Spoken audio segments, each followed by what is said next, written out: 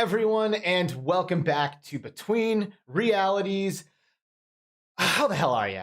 We're in season 3. I'm Alex. This is Skiva. What's up? It's good to see you guys. Chat, what's up? We have an excellent chat popping off, all ready to get this episode started. Yeah. Episode 5 of season 3. Yeah. We're ripping through this thing like crazy I know, already. dude. It's crazy. I can't believe. I feel like we just started yesterday again. Time is an absolute joke. It is. We know that here It's on bullshit. Between Realities. Zero Cool is in the house, of course. First one in today. Good to see you, bro. What's up, buddy? We have Crunk Crow 29 ready. Says it's been a while, and it's good to see you again, my friend. Dark Angel 3 is in the house. Paradise Decay, as always, dabbing on us. The OG Steam curator for VR games. Paradise Decay, we love you. Lissa VR is here, our new homegirl, who we'll talk about Beat Saber a little bit later, Lissa. Gamertag VR is in the house, the fucking legend. Lix Nix is here, Solaris Offworld Combat Community Podcast. Good to see you guys. Wire is here, Jedi Psychology, German Rifter's the dude. We all know Rifter. What's up, so buddy? Good to see you. Onikaze FX is here. Sebastian Rook is here. Yenwell Cortez from my Discord is here. Obscure Nerd, Duck Dive Dodge, what the fuck, Delirium Drew, how the hell are you guys? It is so good to see you all. Thank you for joining us, and we would also like to have someone else join us before we fucking do this shit for 100 years. We have a guest waiting in the wings. Please, everybody, welcome to Between Realities, QuikCosplay, Rebecca Silva. Hello, milady, how are you? I am awesome. I am so excited to be here right now. Woo! Hi, guys. Hi, friends. So excited to have you. If this is your first time meeting Rebecca, aka Quick Silva, aka QuikCosplay, she is a VR gamer, she is a nerd mom, she is a model, and if you've been online and been into VR in the past month, you've probably seen a photo of her hanging off of some fucking farm shit in an amazing Population 1 cosplay, which is like straight out of the game. It is absolutely next level, and we are huge fans, so we're stoked to have you on the show. Yeah. Thanks for coming. Oh my gosh. It is such an honor. Thank you so much for having me. I'm like super excited to chat with you about what's going on this side and what's going on that side. So ready when you guys are. Cool. I think Awesome, I'm ready. awesome. What do I need to do? Do I need to move? Oh yeah, we don't want to block the guest. Oh, okay. Yeah, Right you know. on. Sounds good. Just Well, we're not friend of going to the do TV. that. Oh, hey, Soul Fox is here too. What's up, dude? What's up, Soul Fox? We just had him on the show last week, right? Yes, he was our last guest. Yep. If He you was missed awesome. that, go and watch it Yeah. because he is awesome, and we had a great time chilling with dude. Soul Fox. Good dude. Yep. So, Quick Silva. This is the name that I know you as from the Firewall days. The first time I saw your cosplays was when you did Jag from Firewall Zero Hour, PlayStation VR exclusive Yeah. game, which when this game came out, like, I don't talk about this often enough. Firewall is like responsible for where I am right now. You know, like I was into VR, right? I'm like living and breathing VR, and I realized, holy shit, where is our multiplayer like squad game? You know, like when is this coming? When can we finally play together on PSVR? And Firewall was it. Like it was the answer, and it like allowed everybody to grab their PSVRs and aim controllers and squad up together. And I played Firewall every single day for like 500 days or like 400 days or something, you know, like it was outrageous. I played that game so much. Like A lot of hours. it's such an intimate community is the thing. Like Mm-hmm. once like everyone's in there, everyone like you see the same names all the time. And I remember seeing Quicksilver there, and then of course the cosplay happened, and that shit was just next level. So what was your intro to was your intro kind of like mine with Firewall, or were you like starting to think about this stuff before you played Firewall? You know, it's funny. VR didn't come into my radar until Firewall. So I was a gamer early on in life. My mom was a gamer. She loved the Atari. She was like into pinballs and, you know, arcades and stuff like that. My dad was always kind of super into technology, but, you know, not super knowledgeable, but just into technology. It's like the latest and greatest. Like when the VCR came out, like we had to have it like right away, like all those things. He's just that kind of a person. But yeah, like I gamed my whole life. I did a ton of like PC gaming for a little bit, and then tons of like different consoles.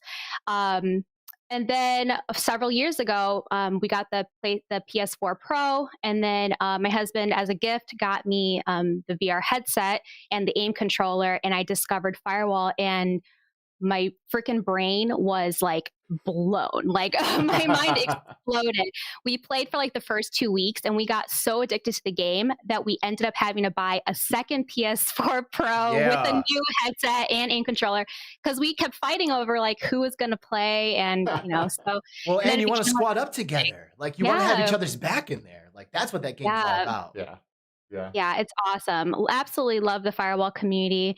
Um, First Contact Entertainment did a great job about like I don't know what it is about them because like even now in like Solaris is this whole new community that is like transcending the game. It's not just you stick to that game. Like we're playing other games with each other. People are getting married and having babies because of that Right. game. It's Right. madness. And I love that What? about the community. Yeah, no joke. People met on Firewall and got Wow. married. It's Fire nuts. Baby 0 hour? Wow. Fire baby. Tones my bones. How you doing, man? I miss you in the chat. It's good to see you. Yeah, that is incredible. Actually, people who I played with met Wow. in real life and got together, and Wow. it is fucking crazy, dude. So Cool. it really is an amazing, intimate community, and it really, I guess I should say was because there's a few options now, but it really was the only thing that you could like squad up with somebody for reals on PSVR.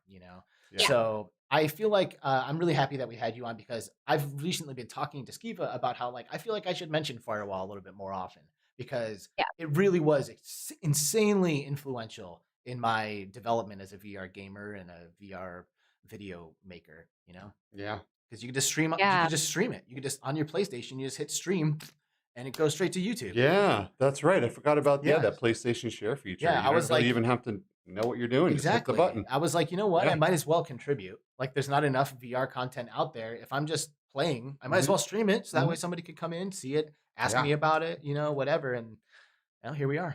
Well, here we are. Yeah. So thanks, Yeah. Firewall. And like what you were saying, the devs really have stayed on top of it. Like Jag, the character that you cosplayed, was Yeah. not a part of the game when it launched. That was a DLC character that got added. Yeah.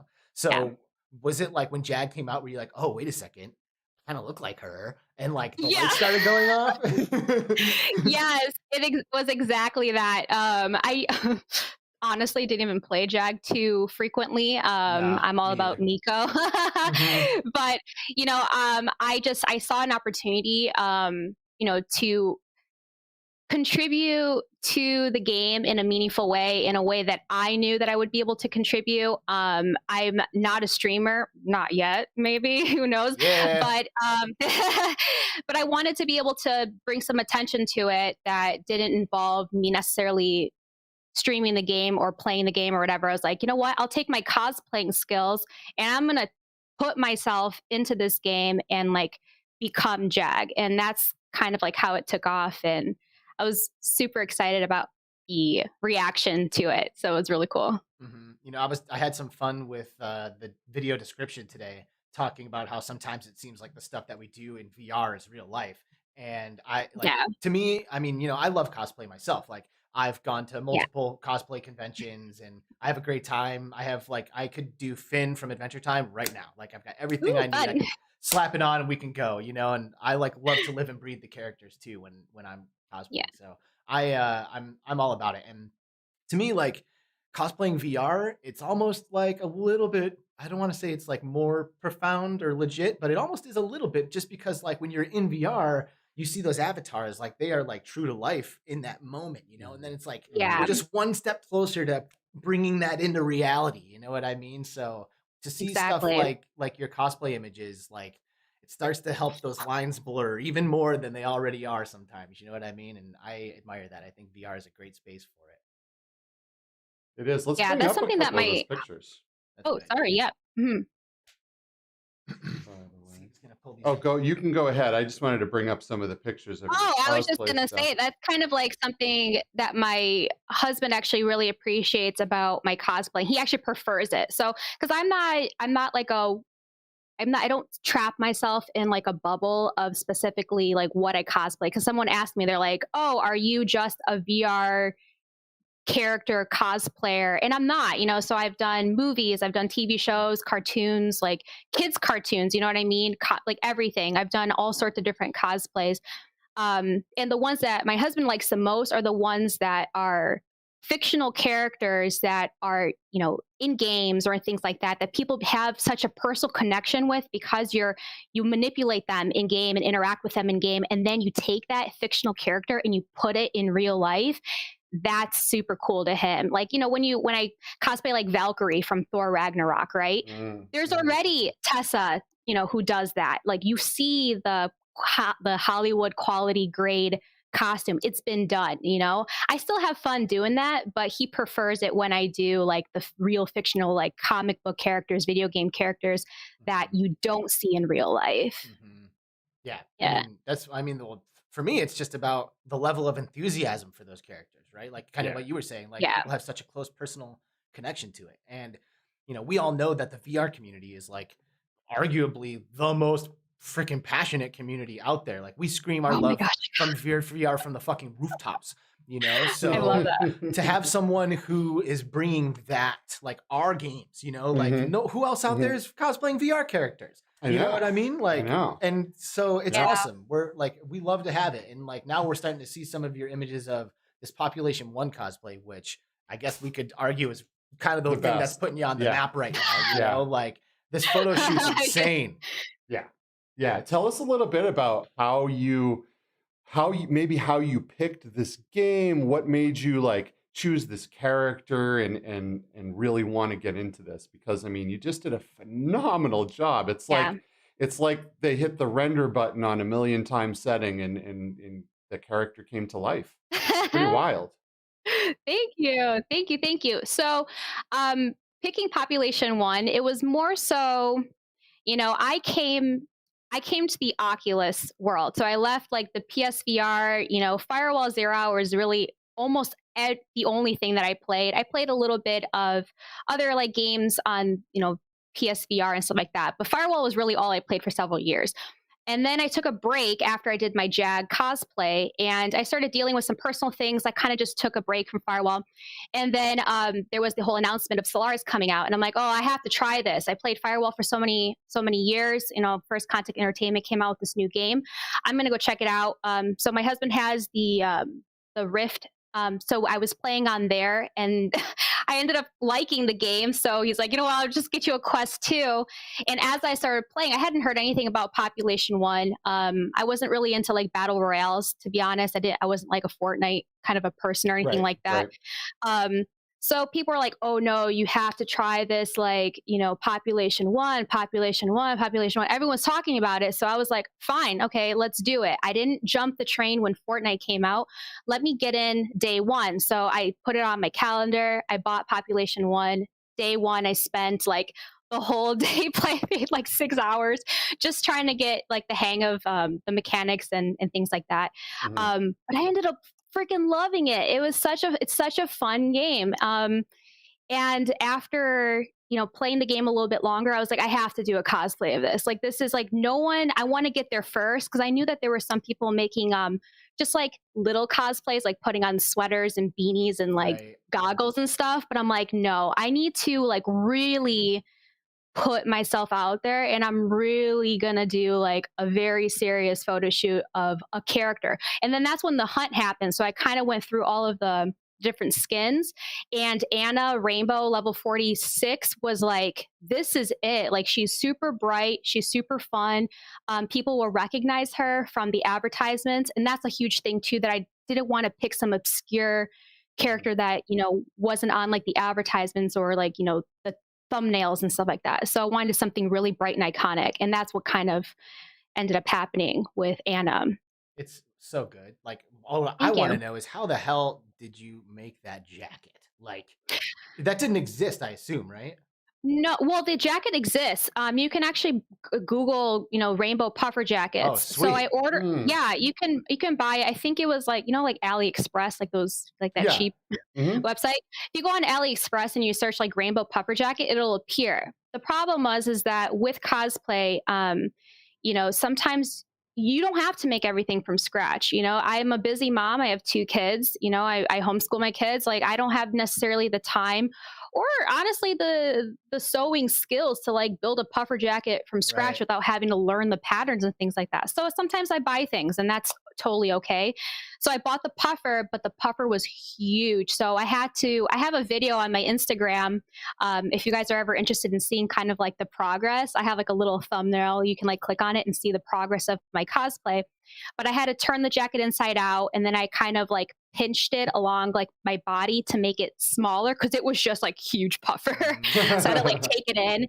But that's a lot of like cosplaying, is like you can find things but then alter them to fit your needs. Totally. I feel like that's been my experience because I'm not a seamster. Is that what they call it? Yeah. Seamstress? A seamster. Seamster. Seamster. Seamstro. Seamstro. Seamstro.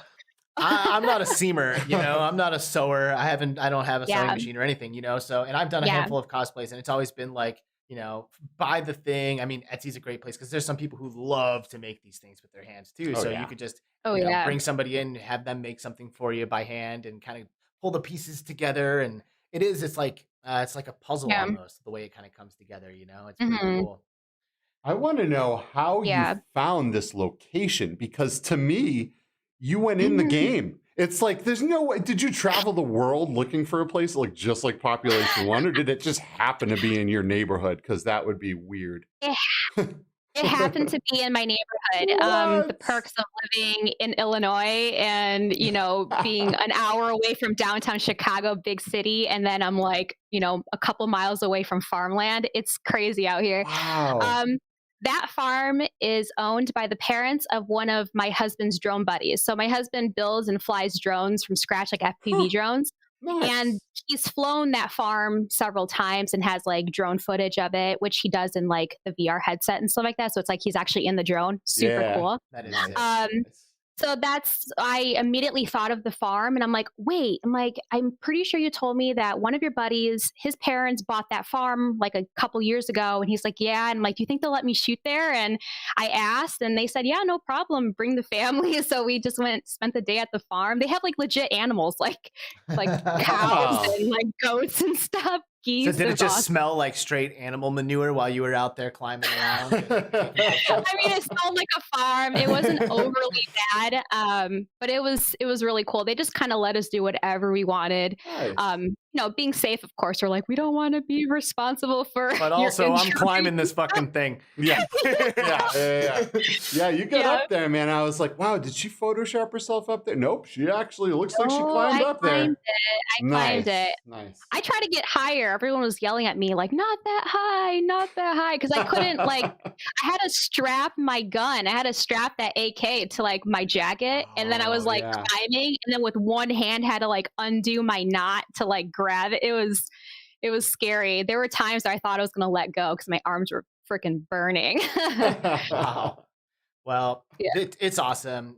We've been watching these pictures circulate for a while now. It's got to be exciting too for you to like watch people maybe repost it and be like, "Oh, holy crap, look at this," and stuff Yeah. like that. Yeah, it's pretty sweet. And recently on Twitter, after you completed this cosplay, you kind of like put it out there to your community, and you were like, "Hey, all like, what do you guys want to see?" So naturally, I jumped on that Yeah. opportunity, and I was like, Yeah.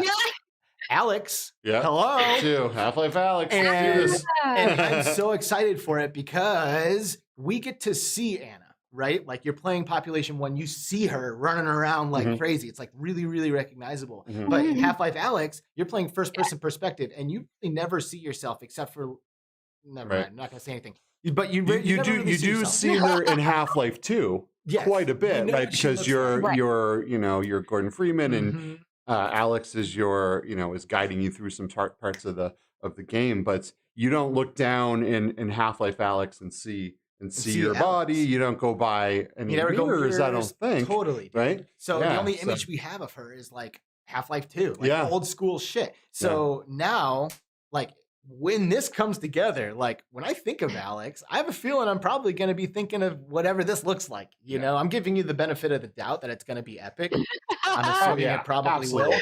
So No like that's going to be like, it's going to be like a visual association of Alex that we don't often get. You see Half-Life Alex, all you see is a title. It's just Half-Life Alex. Oh yeah.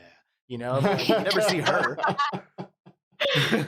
So I'm excited to see her. I think it's gonna be great. I'm excited. I'm excited for that. Like it's It's funny because I haven't played Half-Life Alyx yet. I'm Mm. holding on to it. I'm waiting. Like I've just been so caught up with different games. I know. Everyone says that. I know. I'm sorry. Okay, Like, show's over, everyone. She has to go play Half-Life Alyx. I do. I really do. I mean, part of the problem is the fact that like I don't do a ton of PC gaming anymore. Like the PC gaming is like my husband's setup. So I have to kick him off in order to get on, which is why I quest now. So yeah, I mean I'm waiting to play it. I will play it soon. I have been following friends like Zstorm like did the playthrough and I was like, oh my God, like so much content for me to like, check out and digest. So I am using what I've seen from friends, trailers and things like that to try to find those perfect locations. Because that to me is super important. Like you can have a super awesome cosplay, but if you don't take that person that you spent so much time working on it and throw that person into the correct environment, it kind of feels like off. Nothing wrong with like studio portraits of cosplays, but there's just something magical about taking that and finding a real life location, like and putting that. So have you been scoping for a location for Half-Life for your Half-Life Alyx cosplay? I have. I mean, so like I said, my husband flies drones, so he travels all over the place. There are a couple abandoned, busted down like bandos in Indiana that we're kind of taking a look at. There's some in Michigan that we're kind of taking a look at. So we're willing to travel for this particular photo shoot to do this particular cosplay because I just want it to be epic. I want rubble. I want destruction. I want exposed wires. I want the whole thing. I'm trying to get somebody to cosplay as a head crab zombie Barbie, like legit to have him in the background. Oh, that would be sick. Oh. Yeah. Damn, that's cool? first time I wish I still lived in Michigan because I would be there for that.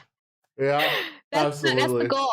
I really want this to be epic. I want to not, like I said, put myself in a bubble, but I do really want to kind of stand out in a way where I show my love and appreciation for VR because VR has changed my life. Like friendships, I haven't had friendships like this through gaming since I was like a teenager back when like PlayStation 2 when they had online play or PlayStation 3 and whatever, like when we were online playing with people but with no whatever. Long story. So I really just appreciate the VR community and I want to maybe stand out a little bit more and start picking out and asking the community. So please, like if you follow me on Twitter or Instagram or Facebook, tell me characters that you want to see from VR games and I will do my best to try and pull them into life, so. Now, I know when you asked that question, one time I saw it on Twitter and, both me and Alex were like, you gotta do Half-Life. But, I was specifically thinking, okay, well, we don't have as many games in VR as there is in Flatland, right? And then you take the amount of games that really have female characters, and that whittles it down even more, right? So it's kind of hard to pick that out. And now Alex mentioned last week when we were kind of chatting about you coming on the show this week that part of the fun of cosplay is you could do a dude cosplay or a dude could do a girl cosplay. It doesn't really matter. So what do you think? Is that something? Are you willing to transform genders to take on some of these other roles? Heck yeah, man. I'm all about that. Like I've done a couple cross plays is what they call them. I love them. So yeah, they're so fun. I was guest on when I was at C2E2 last year. Oh my gosh, that was probably one of the most fun cosplays to do because I got to be a dude. And at the time I was like heavy working out. I had these guns and I was like flexing and stuff. And like, I didn't want to like sexify Gaston, right? I didn't want to turn Gaston into a chick. I didn't put on like lipstick, whatever. I made myself look like a dude. Like, I love it. To make myself look more masculine. And I can totally do that. In fact, I'm working on a gold PJ, which is like right over here. So I don't know if you guys shiny. That. Shiny. Nice. Yeah. I'm going to pull up a picture of Gaston. Yeah, you can go ahead and pull that one up. Yeah, so I can definitely do like male characters as well. It's a little bit difficult just because physically, like I have to kind of adjust and strap down to make more like but I can do it. It's possible.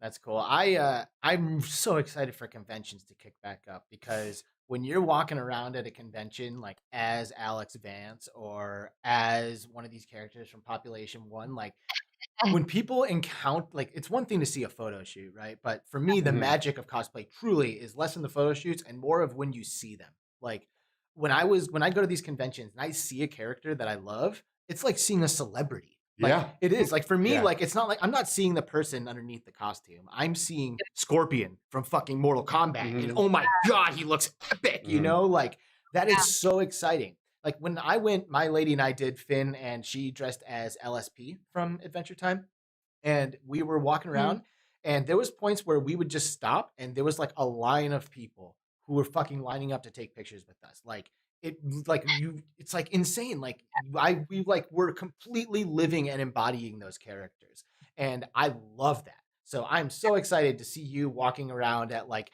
OC8 or whatever as Alex or as something from Population One, because people are going to lose their minds. Like, oh, dude, if you're walking around as Alex Vance, yeah, people are gonna lose their friggin' minds. You're gonna have to take a lot of pictures, I think. It's great. It's like it yeah, really is true to life. Yeah, that game, when you play that game, it's gonna blow your mind to smithereens. I mean, it is some of the stuff in this game. I mean, just the mechanics feel so good. The visuals look incredible. The characters are incredible. The set pieces and the architecture is amazing. The sense of scale is off the chart. I mean, this game has almost everything. Has everything but multiplayer, really.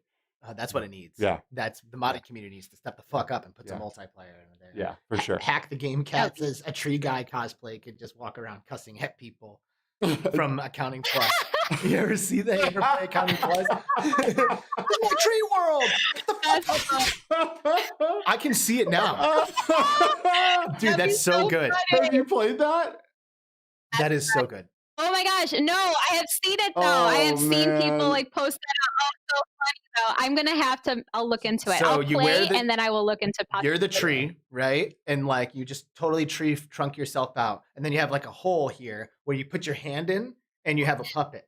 So the puppet comes out, and you can use your hand. That's a good idea. Get the fuck out of here! There you go. Fuck out. So if you are ever in a maybe a shitty mood, or you're just sad and you just need something to pick you up, play Accounting Plus. It's not the longest game, but you will laugh until you cry. At least I did. Actually, I think that is the hardest I've laughed playing a VR game. Playing Accounting Plus. It's the hardest I've laughed playing any game ever. Oh, really? I don't think I've laughed that hard ever playing a game. Only one time actually that I can think of, and it wasn't a VR game. It was a game called Gang Beasts. I don't know if anybody out there has ever played Gang Beasts, but it's this like really goofy physics-based fighter, and I don't know, somebody took their fighter up on the wall and was like twerking with it, and like the way you can like move the character, they were twerking. I came unglued. I laughed for like 10 minutes straight. But Accounting Plus is definitely number 2. There's a scene where you're playing a xylophone, and it's like it's so funny. And the dialogue in that game is insane. You know what's great about that? I don't know when it was that you played that game. Maybe it was a while ago, right? But they have added so many more scenes into that game. You can go into that game and you won't have seen half of it. I played Accounting Plus. Oh, okay. But even after Accounting Plus, so they added on Accounting Plus. And then even after that, they added a whole bunch more scenes. Even after that. I might need to revisit it. And then some of the stuff, you have to find like a hidden way to get to some of the scenes too. So some of the scenes, there's like all like different, crazy things. I remember some of that. Yeah, that game is insane. Justin Roiland is amazing. And frankly, that is like, that should be the standard for the way dialogue is done in games. Because like one of the biggest gripes that I had and have, I guess, even with Pixel Ripped 1999, but especially in Pixel Ripped 1989, is that you're supposed to be immersed in this area. 85? 85. Yeah, 89 and 95. 89, 95. Yeah. Right. It doesn't matter. Okay. Point is, you're sitting in this fucking space, and like the teacher's up there teaching, but she only had like 6 lines of dialogue. Yeah. So after you go through them, she starts saying the same things over and over again, and that like completely destroys your immersion. Like it's like, okay, now I'm stuck in the loop. I'm in the level. Here we go. Justin Roiland, you can tell that fucker sat in front of a microphone for like 40 minutes straight for each scene. For each scene, and just for an hour going. Never stopped. I sat there and listened to a couple of the scenes in their entirety, and I could not believe how long they went on. Like, it is insane. They're all so ridiculous. It's insane. It's so funny. If anyone out there hasn't played Accounting Plus and you like to laugh, you are doing yourself an incredible disservice by not playing this game. You could spend 4 hours probably sitting there listening to the dialogue. Oh, yeah. And then afterwards go through and try to find some of the hidden scenes, because not all of them are easy to find. Yeah. But when you find them, oh my God, it's really another hour laughing. I'm really looking forward to the inevitable tree guy cosplay. I think that's going to be okay. I think that's going to be really good. Put it on that list. Like, I have like a growing list of like people messaging me like cosplays, but that one seems like something I could maybe knock out. I have like mini or smaller cosplays that I kind of throw in between my larger cosplays. Like, I'm working on a really like silly one just for my kids, because like Netflix came out in this January with like some new Netflix show called Gabby's Dollhouse, which is about this little girl who has a bunch of cats or whatever. My daughter likes that one, yeah. Yeah, so I'm cosplaying as Gabby. I'm just finishing up all the stuff. It's mostly because of my hair. I'm brown. But so I like do all these mini ones in between my larger projects. Yeah, so we saw that you played Dora the Explorer. Right? Yeah. That was up on one of the screens. Let me see if I can pull that up again. Oh, here's the one. Here's actually the one that you were just talking about. Let me bring that guy up. So this is from that show. What was it called again? The one with the cats and the dollhouse, Gabby's Dollhouse or something? Gabby's Dollhouse. Yeah. So I don't know if anyone out there has kids in the scene. I know. This is like, pretty legit, right? Yeah. But yeah. Do you love Disneyland, Silva? Do I love Disneyland? I've been to Disney World is the one in Florida, right? And then Disneyland is the one in Cali. I've been to Disneyland once, Disney World once, but Disney World, I was like a year old and I never went back. And then we went and took my kids to Disneyland about 3 years ago. It was all right. It was all right. It was hot. It was hot. Like, the kids were young, and it was like all they wanted to ride was that freaking train. Like, that's all they wanted to go on. The lines were forever long. So, I mean, I don't mind going back in the future, but that's funny. I've never gone with kids. Like, I'm like a adult kid. You know, like I go there and just run around and I enjoy it for myself. Oh, it's amazing without kids, because you don't have any kid trying to climb the thing. You're in line for an hour, right? But honestly, what 5-year-old or whatever can sit in an hour-long line and just behave? I don't even think that's possible. I have a hard time behaving for that long. Yeah. You know what I mean? So, well, the reason I ask is because even when I go to Disneyland, I will like put on like the gear. You know, like I like make sure I have like the proper shit, you know, and like a lot of people do like Disney bound outfits, which kind of remind me of these like mini cosplays where you kind of like slap something together. Yeah, you're all about that. All right. See, that's where I was going with that. Yeah, I was Moana. Yeah. Oh yeah. There's a good one of you as Moana and someone playing the dude in that movie as well. Yeah, that was my friend Alan. Mr. Cosplay on Instagram. He plays my Maui. You know what? Awesome. Big shout out to Mr. Cosplay, because it was because of that Moana cosplay that kind of pulled me back into the cosplay world after having taken such a long break. I started cosplaying back in 2008-ish. And I had Orihime from Bleach. I don't know if any anime fans out there. That was my very first cosplay. I went to ASEN in Illinois, the anime convention. And then the following year, I went as Lara Croft. And that one was a lot of fun. I was breakdancing as Lara Croft. It was a madhouse. Nice. That one was a lot of fun. And I just ran around the con, like taking pictures of myself like shooting other characters. So it's just like me pointing guns at people, like killing them. That was a lot of fun. And then I stopped, life happened. I graduated from college. I got jobs and relationships and stuff, and then got married, had kids.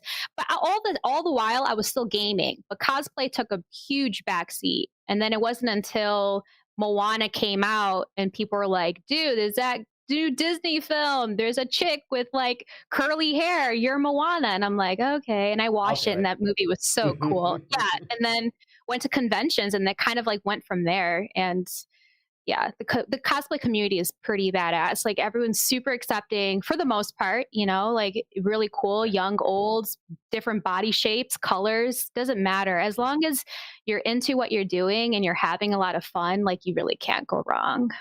Well, But yeah, I'm not done cosplaying myself. oh my gosh, That's for there's my damn sure. So I'm excited. I'll definitely make sure that we bump into each other at a cosplay convention in the future. that would be awesome.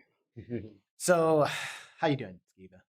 I'm pretty good, man. I'm pretty good. Yeah. We are doing this show from the new studio. Everything seems to be going good. Nothing is on fire. The chat's not yelling that anything's not working. So great. Yeah. You know, we have done Between Realities from A lot of places. how many different spots? A lot of places, man. Like We've 4 or flown 5? this ship into Mesa, Arizona, Hereford, Arizona, Phoenix, Arizona. We're back in Mesa in a new place. We did it in sector city. Oh yeah, we totally went to City 17. City 17. Yeah, we did an actual show sitting in Russell's lab. Yeah, we were Yeah, there. at the table where you in Half-Life Alyx, where you go and he explains the plan to you. We sat at that table and we did a show the day before Half-Life Alyx came out with Anthony from VR365, and we just had a full-on hype train episode, which is awesome, by the way. Go back. It was like in our first season. It was probably my favorite episode. I mean, just because I get to talk about Half-Life the whole time. Dude, I could totally do that. The Half-Life environment day. that was put together was fucking awesome. Like, Yeah. it actually, go back and look at it because it's pretty cool. We actually took those images from Skiva's headset. Like, we played Half-Life Alyx, like went into there, like realized where we needed to kind of position the camera, like, which is actually straight up against the wall. So we have like his head, like the camera is like way up against the wall, and he like went and took a picture of the head crab that's in the fridge and pulled it out and plugged it into the scene. Yeah. It's like, actually, go back and look at it. Good. Oh, that's probably playing over his Yeah. I fixed it. So fixed it. anyway, he'll pull it up and we can kind of show off some of our old work, I guess, that we're apparently proud of. I am. I think it's awesome. I am too. It's great. It's great. And it's the only episode where we really did anything like that, where we like switched our environment, you know? Yeah, well, you know, if any other game comes out that warrants such a thing, I would love to do that again because it was really super fun. It was cool. So Yeah. I'm gonna shift gears a little bit here. Oh, wait, here. Before we do that, let's bring up the just so people can see what we're talking about here. And then let me move this. Episode 6. Yes, episode 6. Oops. Yeah. So we sat there, as you can see here, in and it stopped playing, of course. There we go. In Russell's lab, and we did an episode, and it was super fun. That actually it looks good, man. I think it's great. We put a head crab on the table. We took it out of the fridge. We put it in the table. Anthony's up there on the old school monitor up at the top, and we had a blast. We even like dimmed the lights in the room and stuff. Yeah, we did. We tried to make it kind of look like it matched, you know. So yeah, that's our version of cosplay. Yeah, well, there's more coming. I love it. I'm definitely dressing up as some shit. So I want to switch gears a little bit, and I apologize if this isn't exactly on topic, but I feel like it's something that I would love to get your guys' perspective on, at least because I'm like wondering if I need to make some different life choices right now. Oh, so that sounds interesting. Well, it's this fucking GameStop stock / Dogecoin situation. Like, we're living in the future right now, and I think this is a really big deal. Like, of course, it is a big deal. A really big deal. Yeah, like, it is off topic, but it's a little bit. It's totally off topic, but really, what I guess I'm just getting at is the whole crypto thing, right? Like, do you know what's going on with this Dogecoin crap? And like, I do, and the GameStop thing. So I went and I bought some GameStop. I bought some AMC. So what was happening is there's a subreddit called Wall Street Bets, and it's no longer a subreddit because it got pulled down after this whole fiasco. But it had like 2.5 million people on there, and people were hyping stocks and getting everyone in that subreddit to buy and artificially increasing the prices of these stocks, right? So everyone's on there going, holy shit, we're gonna all be rich. Everyone buy GameStop, because GameStop came in, they got a new CEO. They want to become like the Netflix service of video games. You know, they're gonna shift their whole perspective, but Reddit blew it up, right? All these people, and everyone's throwing in tens of thousands of dollars in this stock is going through the roof, to the point where a lot of the trading companies stopped allowing the sale of GameStop and AMC and all these other, because people were making a fortune, and they were, you know, I guess kind of messing up at the corporate world there for GameStop. But it shows you the power of the internet, right? Where a bunch of people can go onto a forum and they can all yell and be like, yo, do this, and all these people can affect the entire, like the whole stock market. Friggin' our president was on TV saying, I'm watching this GameStop thing. Like, that's insane. That is insane. I bought some stock, and they actually voided my sale, and they removed my stock.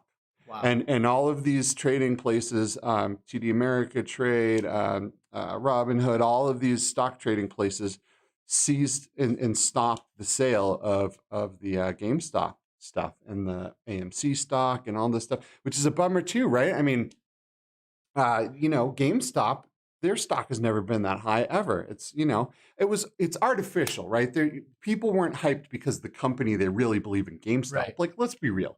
Who in 2021 really believes in a retail store that sells games when everyone's buying them online now, right? I mean, so it was an artificial inflation, sure, but you know, I guess isn't that like the nature of how all of these fucking stock market sharks, like none of those guys care about those companies. Right. They all just move money around and force things to happen, so they get rich as fuck.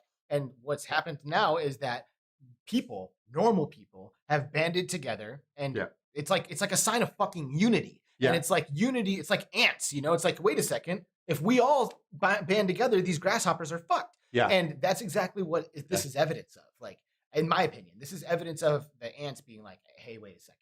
Yes. There's something we can do. And I think it's fucking amazing. And now my question is, do I like do this Dogecoin thing? Because like everybody's dumping money in. No, because it's hype based, right? And then everyone waits for it to get to a certain point, and then everyone sells to make their money. And then if you're not watching, you're going to lose your money too, right? This stuff isn't this all of this inflation of the stock and the crypto isn't because it's great technology. It is like that Dojo thing was that coin was originally made as a joke.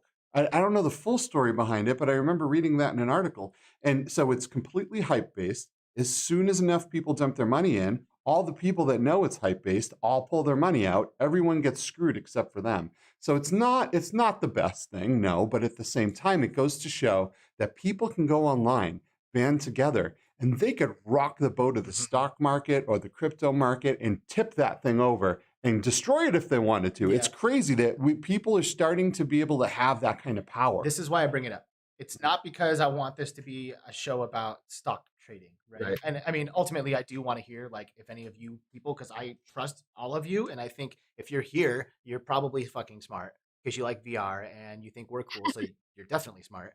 So yeah, I'd love to get people's perspective a little bit, just because like I just like need to know for myself, like, is this something I should be actually getting involved in? Because it seems pretty topical and it seems like a really big deal, you know? So, but like I said, the reason why I wanted to bring it up is because we often talk about the future, right? And we often talk about the power of the internet and unity and kind of like enlightenment and like things kind of going towards the way of like good shit and like unity. And this to me feels like that, you know? So I just kind of wanted to give that perspective.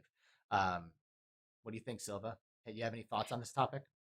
Honestly, I don't have a ton. I know that when it was happening, my husband really jumped on it. Like he was reading everything about it. We do investing, so not really my forte, and not really something that in our household that I take charge of. So it kind of went right over my head. It's a reason why I'm not into investing in any of that stock market stuff. yeah, I mean, he was blown away by it, you know, like according to him, I think we had lost some money in this whole process as well because of what happened. So we were like, ugh, no fun there. But I don't, Right. yeah, I don't have a whole ton of input that I could add that to contribute to the Yeah. conversation. I mean, And frankly, me either. I basically was just like, "Hey, people, Yeah. like, should I buy this? Yes or no?" And it sounds like Steve is like telling me not to get too excited. Well, no, and you can't now anymore anyway, because they all, everyone is ceasing the sales of all of these things because they know Yeah. what's happening. It's a giant wave of hype that's going to smash into the ground, and unless you're sitting there watching and waiting for that wave to start coming down, you're going to get screwed. Mhm. You want to make some money, or you want to get into some eventually make some money on crypto, buy some Bitcoin, buy some Ethereum, and sit on it for a while. Just sit on it, I mean, because that's going to happen. Heard Now, that. Bitcoin went through the roof recently as well. Went up to 40 grand. Obviously, that wasn't going to last. It does this though. Right. This is just how Bitcoin works. But it keeps going up. It keeps going up, and it comes back down a little bit, but it goes up, and it comes back down a little bit. Well, So we're almost at the point now where it's almost safe to buy again. But maybe I'll start watching some fucking crypto podcasts or something and yeah, try to kind of get some perspective, because to me it seems like something important is happening and I just don't want it is important. It is important, and I'll tell you why it's important. It's because right now, and I know this is off topic, but the banks and the governments control the world, and they control the people by charging fees and by making money on this stuff. And if we can all get to crypto, the government won't know what we're spending, how much we're making. They won't know how to charge us taxes. The banks won't be able to charge fees, sending money to this person, to that person, send money to our family out there in Mexico or over in this country. It's all instantaneous and it's all anonymous. And when the banks and the governments lose control of the funding, the people get the power back. And that's why crypto to me is so important. And I believe in it, and I support it, and I buy it, and I think everyone should too. So this Anyway. week, Yes. I've been like playing a lot of like random. I shouldn't say random, but I've been playing a lot of scattered VR games in my work with Behaptics. And this week, I got into something scary, which I don't love to do typically. But it was because I needed to kind of research, for haptic patterns and things like that, because this game will soon be integrated for Behaptics, and I am honestly not even. I don't know, man. It's gonna make it a lot worse. But anyway, what game is it? Do I even want to ask? It's called Propagation VR, and it's actually free to play on Steam. You can download it and play it for free. The graphics are, dude, it's like, it is as terrifying as it is beautiful, and it's a lot of both. And it is a wave shooter at its core. It's a wave shooter. Okay, but it's like a story-based 360 zombie wave shooter where you're like standing in this like subway, like a dark subway. Ooh, okay. And I was just like, 360 awareness, trying to protect myself, and I like forced myself to stay in there for long enough to like experience enough so I could get perspective on what would need haptics and what wouldn't. And dude, I literally had to tap into some survival instincts that like I couldn't tell you the last time I had to tap into to get through this. Like I like wanted to just like curl up into a ball, but like had to force myself to be like, no, you can do this. Nice. Like dig deep. Like, come on, man. Like you're not gonna die today. You're not gonna die today. Like I was like having to go through that fucking playing this. So immersion levels are through the roof. God, dude. this looks insanely scary, dude. The audio is awesome. Visuals are awesome. I mean, it almost reminds me of a Brookhaven experiment with today's graphics. It looks really good, man. And they're adding a co-op mode right now. So this is going to have co-op. Yep. It's going to have haptic support. Yep. Oh my God. The only way I could play this would be co-op. Otherwise, I'd be pooping my pants the whole time. That's kind of how I feel. Yeah. Like co-op will allow people to play this because otherwise, just by yourself, you're in there. It's just scary, God right? Damn, it's intense. Yeah. It is so intense. Wow, it looks amazing. I'm like terrified of like really scary stuff. Have you done any horror stuff in VR, Silva? I'm not a fan. I'm not. Like, I'm a big baby. If I'm not going in with a group of friends, I'm not going. I'm not going. I will probably die in real life. Yeah, I have like friends who are playing like Phasmophobia and stuff like that, and like Yeah, I played I haven't Phasmophobia jumped with in yet. Zero Cool 1028, who's in chat right now, and I told him I'm only playing this dude because you're going into this house with me. And then he Oh my died, god. and I was in there by myself, and I left. Because fuck that. Dude, seriously, no joke. Shit Like is I'm scary. Oh. Yeah, good for everyone. Like all the horror streamers out there, like props, Yeah. putting yourself out there. I would literally be peeing my pants like every episode. Yeah, back in the day, man, I was like, horror games, come on. I'd sit in front of my monitor. You know, I'd get the occasional jump scare. It was a little scary, but I was like, all these people are wusses. Now I go into a VR horror game and I'm almost in tears. I'm like, oh. It's like terrible. No. It's really scary. It's really scary. So Drew, I played Yeah. I played Resident Evil 2 on my Nintendo 64 when I was like 12, and like, you know, I handled that, a couple of scary scenes, whatever. I have also played Resident Evil 7 and I have not completed it, and I have very distinct memories of that game. Just like a couple of moments of just it's just a door. Yeah. It's just a door. Like not, and I can't, like, you push the door open, it's just fucking black, and it's like, oh my god, I'm that's going so in there. That was one of those games that got me, man. I went all the way through. Resident Evil 7 was so good that I managed to get all the way through it. But every day it was about 10 minutes of me hyping myself into, okay, I can do this. It's just a game. Yeah. None of this is real. Put on the headset and you know, the whole time, like 40 hours in this game. Oh my god, this makes me wonder, like, what it is about us. Like, there's something innate, like something that's like primal that gets triggered. Because why do we like this? Well, I don't, and I'm really, what I'm getting at is like the actual content, like, because Half-Life Alyx is a thrilling experience. Like, there's kind of like zombies, right? But they're not real zombies. But it's thrilling, and like real. stuff jumps at you, you know. But it's not like zombies. It's the typical. Like that's what I'm getting at. Like that typical, like the ghosts. Well, tell me though, like, how you felt in Half-Life Alyx when you got onto the subway train. Because and that's like the second level, I think, right? You get on the subway, it's all dark, the lights are flickering, those head crab zombies are in the subway with you. Oh my gosh, was scary. That was scary. That's thrilling.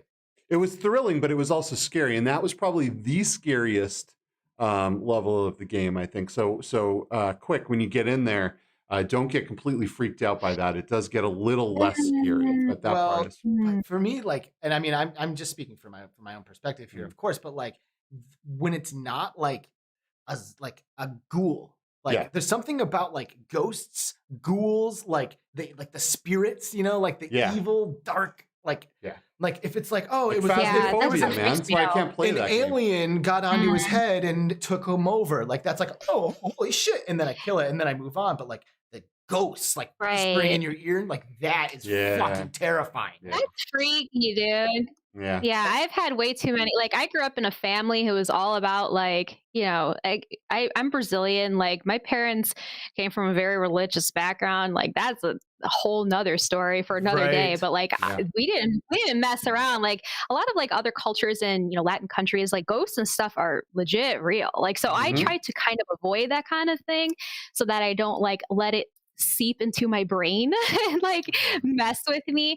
I don't know. Like I'm open to doing like horror stuff, but whenever you're dealing with like evil spirits and possession and things like that kind of stuff, it's so scary. Not really my it's so much more scary in VR, man. I mean, it just gives you the immersion with the fear, and your body. Sometimes your body for a minute it just doesn't know. It really thinks you're in danger, and you have to go in and you have to convince yourself that you're not. You know, and that's me like, too. I was playing, like, down the rabbit. Okay, dude, I would play down the rabbit hole, right? And it was fun. It was a fun little mini thing that I was doing between games, and I was like, oh, let's check it out. I like Alice in Wonderland. Like little things about that game, like being in that hole, right? And then like seeing the Cheshire Cat's like face, like staring at you from the depths of like the blackness. That enough was just like, ew, like don't look at it, right? You were getting ready to nope out of down the rabbit hole. My God, down the rabbit hole, right? Not even scary at all. Like even the Under, I played the Under, and just like being around like big giant dark figures, things with masks on, like those things creep me out. I'm such a I'm such a wuss. So, you're busy, right? You've got mom life. Yeah. VR is not the only thing that you do. You play stuff, and you're a wife, Yeah. and you got all kinds of stuff going on. But I'm Yeah. sure you still manage to find some time to play VR. So what's been your go-to lately? What have you gotten into? So, top three things that I am playing right now, in order of current level of like activity, right? So, Solaris is pretty big for me right now. Like I mentioned, that's kind of what pulled me into the Oculus Quest world from the PlayStation VR world. So, especially now after the devs have kind of worked on a couple of things, so you're able to squat up again. I know a lot of people started playing Solaris, disappeared, especially after Pop 1 came out. I That was know me. a lot of people did that, and I feel you. I disappeared for a long time, and then once they started making the changes, I decided to hop back on. Our community is super thriving right now, though. We're having tons of fun. We just had a tournament last weekend, Oh. so we're doing teams now. And shout out to my Mad Reapers. I'm captain of that team. So it's been fun playing that. So then right under Solaris we have Population 1, which I'm playing a ton of, and then Contractors is the other one that I've been playing. Mm. I really enjoy that game, but I hate it at the exact same time. It's so realistic, having to like cock your weapon and like Yeah. pull things off of your belt and whatever. I do have to say, and other females have mentioned this to me too, grabbing stuff off of like the chest in Contractors when you have a chest or like, whatever, like it's kind of a little bit off. So it's kind of hard to like grabbing yourself in like the chest and the stomach and grab things out of there. Trying to reach into yourself. Into your chest to try to grab things because there's things there. So, but yeah, that Contractors are so Solaris, Pop 1, Contractors are the top three things that I am playing. But I do have things that I'm hoping to play soon. That I've recently purchased that I just haven't had time for. Like I have such high hopes for gaming, right? In my mind, I'm like, I'm gonna play all these games and I'm gonna experience all these things and I'm gonna start streaming soon. And it's like, let's be real. There's only 24 hours in a day, and like my daily life takes up almost all of it. So yeah, but those are the three top games that I am playing at the moment. So Solaris is a fun game, and I think their biggest mistake was they launched without squad support, because That a was lot huge. of times you only have one shot at hooking somebody, right? And once you buy a game and then refund it, chances of you going back to it are very, very slim. I So did not refund it because I knew they would be fixing this stuff, right? yeah, And the game was going to be fun, but I didn't want to play it without squads. I want to go into a multiplayer. If I'm going to play a multiplayer game, I want to go in with my friends if I can. I don't want to yeah. solo and go in with strangers, and you don't know who you're going to get, if you're going to go in there with some shriekers or Which you will. whatever. Of course. So that was their biggest mistake. If they had waited on the launch until they had squad support, I feel like the game would have been more successful. But now they have another task on their hand, which is getting people that originally played it that didn't like it because of that, and getting them back into it and to rebuy it again. So that's going to be tough. Any devs out there, if you can't launch with important features like that, just hold off. Your game will do better when it launches with the right features. Right? Yeah, definitely. That was a big turnoff.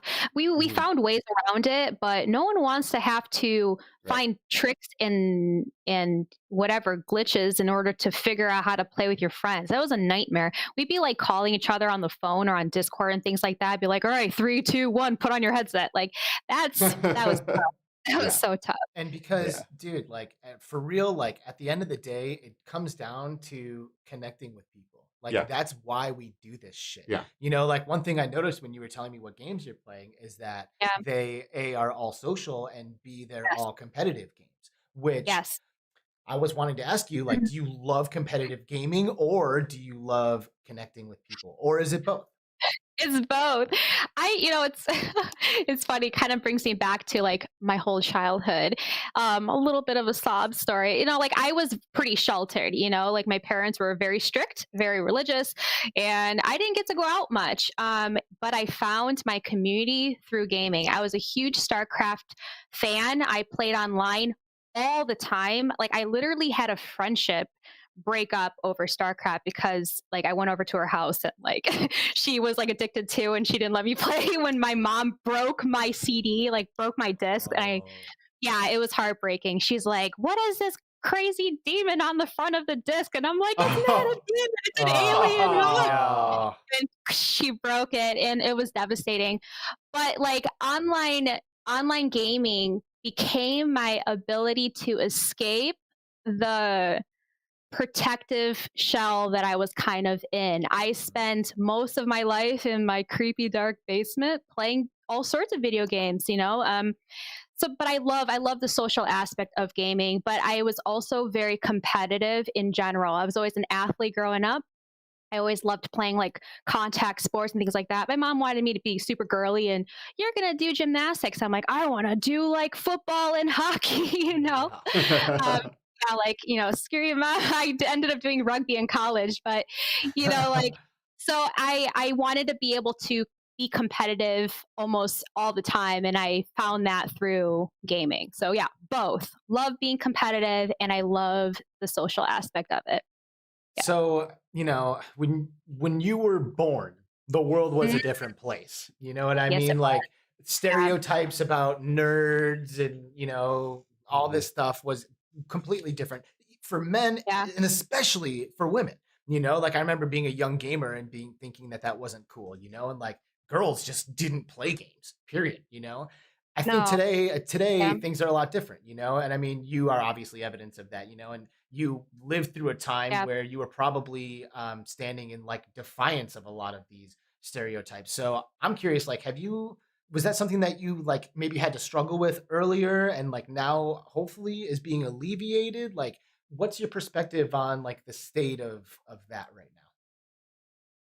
Of like female gamers Yeah, and and just just like being maybe in like that male some of the dominant environment. typical stereotypes, you know, like is it ever something that you've had to deal with, like, you know, when you go into a competitive game and someone finds out that you're Oh a yeah. chick, you know what I mean? Like, do people like Oh yeah. what's the world like today, you know, as a female gamer who's, you know, in 2021?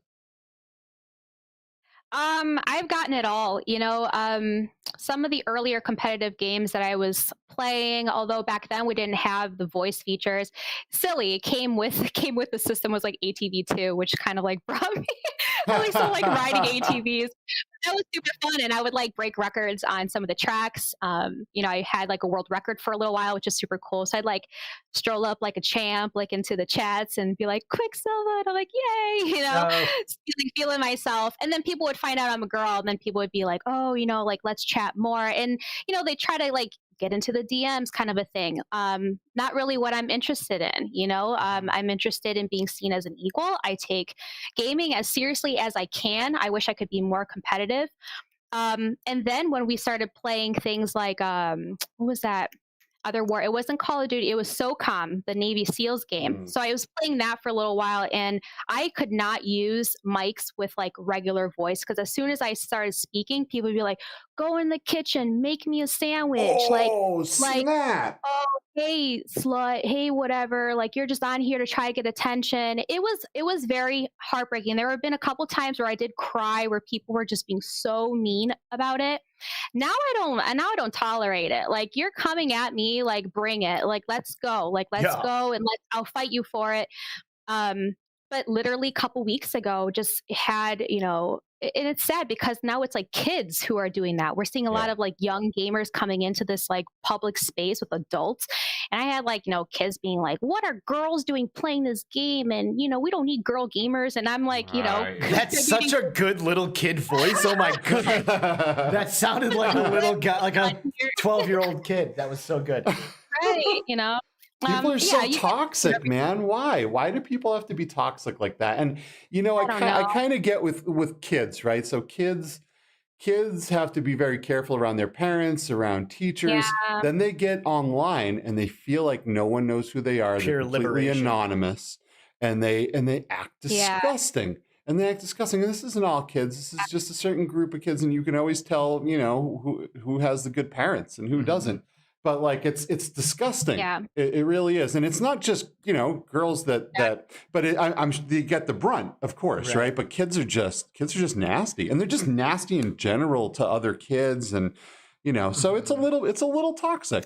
Well, the reason I bring it up isn't to like talk about how I'm terrible everything is I guess what I'm coming from an optimistic perspective, and because I'm not a female, so I don't have the perspective, and I'm hoping that like things have gotten better, because you're raising kids. I'm sure they're both going to be gamers, you know what I mean? And like, I don't think it's weird to like that you come on here and like you're a fucking shredder in Firewall and Pop One and Solaris, like to me at this point in my life, it's not weird anymore, but I'm not a chick, and I don't have to go through what I'm sure some of the stuff that you have to go through is, so I'm optimistic. I definitely have to say there's ton more female gamers, which is so cool to see. I love that so many girls are out there killing it, like just giving the guys the business. Shredding. And it's not a competition, guys are girls, whatever. But it's nice to see girls being represented, and there's groups and organizations of like female gamers who are coming out, like talking about technology and VR and gaming, things like that. That's badass. It's really cool to see that. So the world has changed, and now guys are stepping up and defending women more when they hear it, which I really appreciate it. So guys, if you hear it, like, even though girls, stick up for yourself, say something, don't sit back and take it. But like guys, at the same time, like if you hear it, say something, put other dudes in their place, like tell people that it's wrong, And just to go meta with it a little bit, people they'll say whatever they can think of, so like if you're a chick, the first thing they're going to think about, oh, you're a chick. Okay, I'm going to jump on that, and they like immediately will just cling to that. If they hear me, say some word or something, they might cling to that, and that becomes the thing that they decide to hammer on, So to just go meta with it a little bit, toxic behavior in general should not be tolerated, No. And let's make sure that we racism, all that stuff. Yeah, just like, dude, just fucking. So what I think should happen more. I am gonna pop up this video here. I think that we should now start to take. Sorry, this is not muted like I thought it was. We need to start to take what Echo is doing more seriously here, because they now have. Oh man, I'm just all screwed up here. Sorry. You should try to continue the sentence. I know, right? So keep the sentence going. So Echo VR, right, was known for its toxicity, right? Because it's a free-to-play game. Kids go in there and they hump faces and they yell at people and this and that. And people get sick of it. People don't want to play the game anymore because of all the toxic nastiness happening all the time, right? But now they have moderated lobbies where you can go in and it's just adults. And there's a moderator in there, and if someone gets shitty, they get kicked out. And I think that's what a lot of games like this need to do, right? Like Ready at Dawn, I was wondering how they were gonna combat this, because it's such a serious problem where people stop playing your game because of how toxic general people are, and that's a bummer for these great games and these developers that are pouring their heart and soul into some of these games, right? But they handled it correctly, I think. Now you can go into a moderated lobby and you are guaranteed not to get a lot of the shittiness. Yeah. So I think that's great, and I think maybe Population One in big box games should maybe look at things like this. A lot of these games should. A lot of them should, because when people like us, man, we want to go in, we want to have fun, we want to play seriously, joke around a little bit, sure, but I don't want some 5-year-old like screaming about how my teammate's a chick and they shouldn't be playing video games, or whatever the case may be. It's horseshit, and it ruins experiences, and it's a bummer. And I just wanted to give some shout out here to. Ready at Dawn for doing something. Ready at Dawn for doing something about it, and I think they handled it well. So anyway, that's what I want to say about that. That's good. Oh man, what do you think? I think we're getting pretty close. Yeah. I often I often like to kind of give the opportunity to our guests to like bring something up, because like we're here every week, and like I wanted to ask about fucking Dogecoin today, so I did, Yeah. Yeah. like not even has nothing to do with VR, but I can talk Yeah. about what I want. So you don't always have Do what I want. you don't always have a platform to do that, So like, is there anything that's top of mind, like pressing, something that you think is important that doesn't get enough attention? Anything that you wanna bring up? No pressure. Oh You can my be like, gosh, no. for me? Yeah. I mean, I don't really know if I have anything. Like my world is so like I cut out so much of the extra from my life. I try to put as much energy as I can into my creative side, and my gaming and my family. I mean, this pandemic has been absolutely bonkers. We've been one of those families that has taken things really seriously, to some extent, in some people's opinion, maybe too seriously. Like my kids haven't had a play date since last March. Like they haven't gotten into a store since last March, so VR has kind of like saved my life during this pandemic in terms of being able to feel like I'm not going crazy. Yeah, man, I don't know. Like I've just been kind of drilling down and trying to focus on new skills, because that's kind of huge for me right now, is learning new skills. Building has, like, I haven't pulled some of my skills out since college. So I graduated with a degree in psychology with a minor in art, and I was going to go into art therapy to help sad and abused kids, Wow. Yeah, and it ended up not happening because when I graduated from college, one, the economy was pretty crappy still. It was like around 2010. People just weren't able to pay or hire art therapists at the time. So kind of ended up going into like, some retail stuff and some in corporate. I worked for a technology company selling some like IT solutions to small companies in Los Angeles and stuff like that. But one thing I really loved about college was like being creative and things like that, which is kind of like why like I have my little backpack here. There it is. Yeah. Nice. So here's my backpack. I'm just trying to get back into this, like I haven't worked with this is cardboard. So as you can see, like I did it so quickly. I just like, you can stick my whole arm in there. Nice. So that's the population one backpack that allows you to glide. Yeah. So it's, but I haven't worked with like cardboard or like 3D stuff since college. And so I hit up my college professor. I'm like, okay, like here I go. Should I do foam? Should I do like cardboard? He goes like, you got it, So Nice.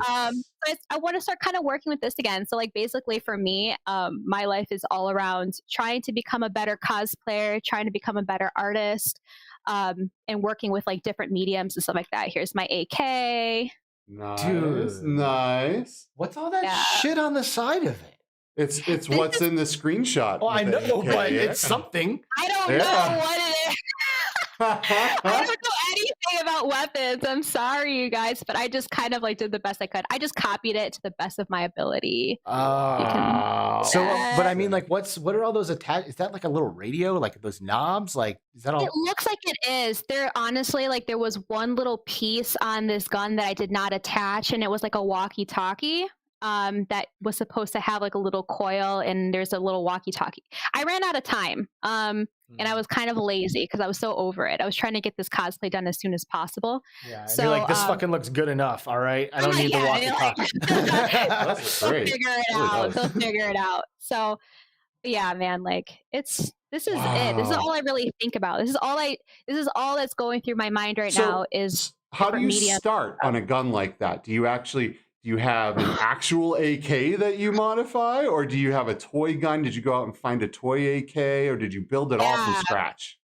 No. So this right here is just an airsoft gun. So I ordered an airsoft gun. So it's pretty identical in scale to what people would have.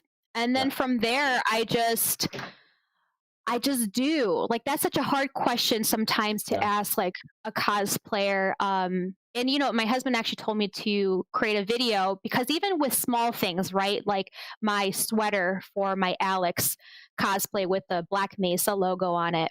I almost went to spend the money and pay like a printer to go and print the sweater for me, do the logo. I try to find shortcuts whenever I can.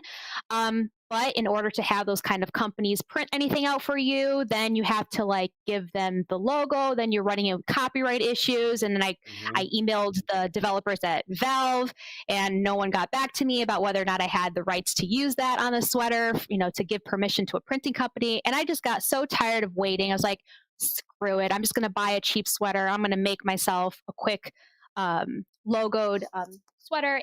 But it's like little details. It's like I used a waffle print sweater, and I made sure so it looked a little bit weathered. I didn't want it to look like someone took some vinyl and ironed it on there. There's some authentic things that kind of happen in the creative process. And it's kind of like what I do with that. So I just try to stay as accurate as possible. There's little things about cosplaying that like only I notice that no one else will notice. Like, for example, on this gun. So the stripes are supposed to be going in the opposite direction. I changed it wrong. But it's like, it's not even that big of a deal. But to me, I'm like, gosh darn it, I put it on backwards. Anything you do, you want to do it to your best ability, right? So I totally understand that. Do you have anything do you use 3D printing or anything like that to your advantage? I don't, like a 3D printing, anyone who does 3D printing, that's kind of like a hobby all on its own. You have to have the equipment, you have to have the know-how. I mean, you don't have to kind of create sorry, I don't know the correct terminology, but when you're doing like the computer design of the 3D stuff, the 3D modeling. Right. You don't have to know how to do those things. You can always download or, purchase from somebody else and then just print it out. But there's a lot of technical little things that you need to learn. And like I said, my time is so razor thin. I barely sleep because I want to game. I want to have fun. I want to watch TV, and I want to, relax. And that's all hard with a family and all that stuff. It really is. Yep. Yeah. It's crazy. So no, I haven't done 3D printing. A lot of my stuff that I try to do is by hand. And like I mentioned, part of the reason why I'm QuikCosplay is, besides the fact that my gaming name has been Quick Silva since I was 16 years old. But also I like to do quick projects if I can, so if I can buy something and modify it, that's usually the route that I will go. Very rarely will I ever make anything directly from scratch. And I have friends who cosplay and do every stinking thing, the embroidery by hand, the beading by hand, wow. God bless, sew the whole dress from scratch. That takes a lot of time and a lot of skill. Again, I wish I had a little plug in the Matrix where I can just learn shit within seconds, but it's just not. I just don't have enough time. I know. Well, the thing that I love about this is that it's a lot of work to do these things. Sure, but in that work is so much goddamn expression. It feels so good to create these kinds of things and to pull it together and to see your creation come to life. It's like expressive dance is a lot of work, jumping around is a lot of work, but they are expressing themselves, and that's what this is about. It's not about just how hard can you work on it. The harder you work, the more expression there is. And that's the beauty in stuff like this, because you're expressing yourself and you're vibing, it's awesome. I've always wanted to get into cosplay. I spent the past 20 years going to every Comic-Con convention and every type of thing that I could come across. I mean, I cosplay just over and over and over. You. I know, but the thing is, I'm 6'7", That's 300. I'm 300 pounds, and it's friggin' impossible. I can't go to a Goodwill and get the base stuff.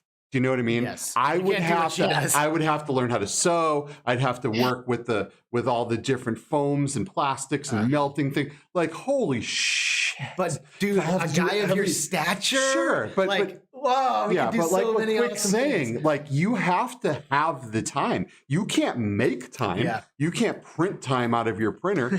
You have to have it. And when you have a family and when you have a job and you have all this stuff and you're trying to get games in, I'll play till 2, 3 in the morning because that's the only time I have to play. And it's either that or nothing sometimes, right?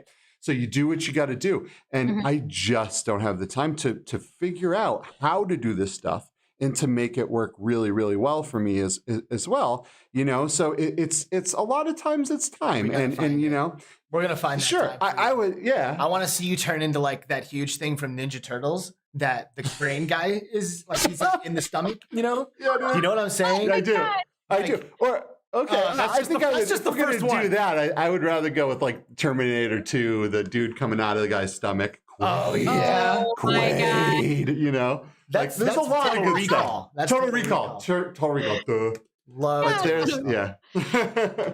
But you know, there's a lot of things Yeah, I I would mean, love to do, but you know, it's hard. It takes time.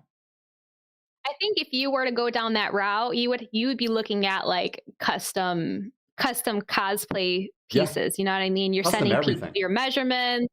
Mhm. That's expensive. I've done that once. Well, no, I lie. I've done that a couple times. I've had commissioned pieces, but holy cow, dude! Like I had a Masande piece I had custom made for me, like her coat from season 8, when that like winter one that she wears, Yeah. right?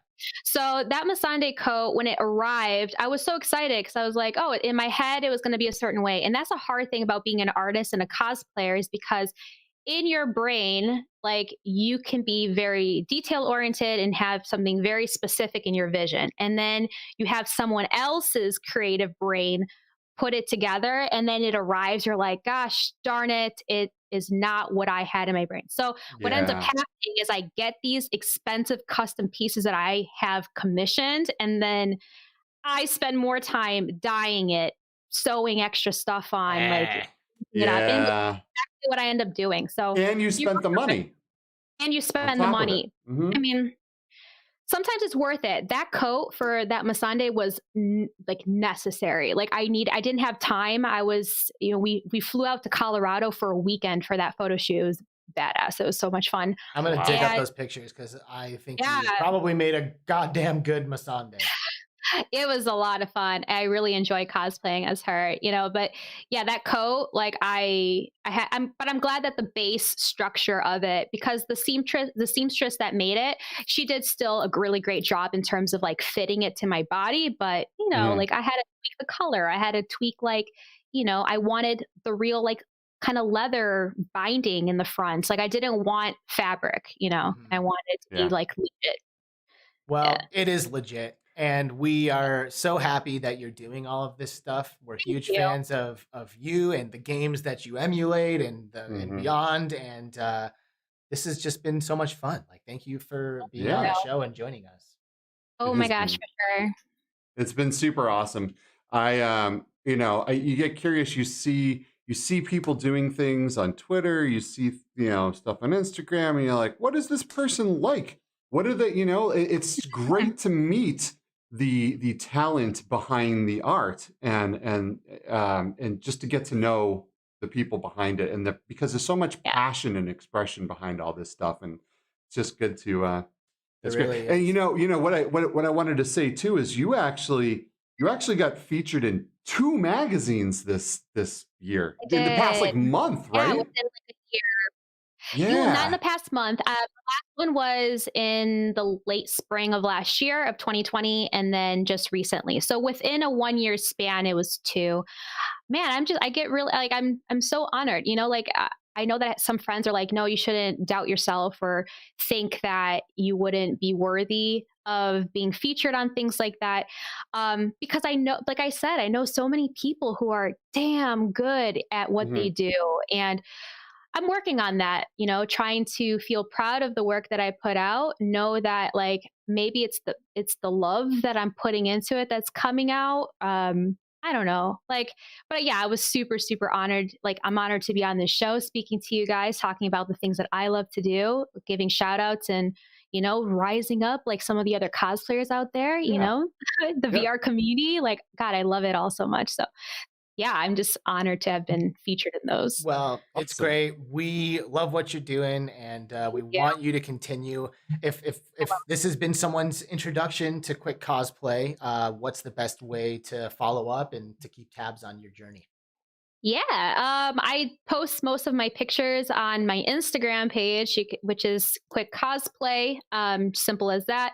I'm also on Facebook, which most of my stuff gets transferred from Instagram to Facebook. And I just recently joined Twitter in November, so I had no idea what I was doing. I feel like a fish out of water. Sometimes I'm like, maybe I should say something, but then I'm like, delete. I'm like, it's so lame. No one wants to hear what I have to say about that, you know? So it's a whole new world for me. But yeah, but also on Twitter, I am QuikCosplay. So you can find me on all of those 3 platforms. And we've got links below. We do. Links in the description. And there's also links right down on the monitor below me here to a couple of those, to Instagram and Twitter. You can follow QuikCosplay. You can keep up with what she's doing and the new cosplays. And you definitely want to, because Half-Life Alex is going to be cosplaying Alex Vance. Boom. Rebecca, coming up within the next month or so. Rebecca, Quick Cosplay, Quick Silva. If you see her on the battlefield, you should probably go the other way. Thank you so very much for joining us. We will see you next time, okay? We're going to eject you, but thank you for being here. It was super fun. Bye. She gone. Bye. She gone. Well, that was really fun. Chat, thank you guys so much for being here. Yeah. We try to get as many people involved as we can early, because once we get into the conversation, it's kind of hard to start pulling stuff in. But we see you guys here on 360 VR Labs. Martin's here. Hack the Game Cat, Dadbod. I know all about Dadbod. Krang, by the way, he came through with the Krang. I couldn't remember the name of that character. Yeah. So good job, Dadbod. Mr. Trinidad, dude. Lissa, Dusty Sniper, PD. Thank you guys all so much for being here. Thank you. Nelson, all you guys. This has been an absolute pleasure. We love doing this show. And it's you guys make it even more fun for us. Yes. So thank you for being here. FX, How about you all? You guys are awesome. We have another episode next week. We do. Next week, that Tom Clancy show will be joining our show. We guested on that Tom Clancy show last year or something like that. Like 6 months ago or something. A year ago. But it's awesome. So his show is absolutely incredible. He does the show from within VR. It's almost like a late night show. Yeah. But it's all in VR, and he gets to use all these cool custom props. And he's a computer robot guy, and he's super funny and an awesome dude. And we're really, really excited to chat with him next week. Thank you guys so much. Emil, we see you. We love you. German Rifter, we see you. We love you. Dark Angel, Lissa, everybody else who's been here in the chat. Thank you guys so much. We will see you next week, episode 6 of season 3 with that Tom Clancy show. Alex, Skiva, see you guys fucking next time. Bye.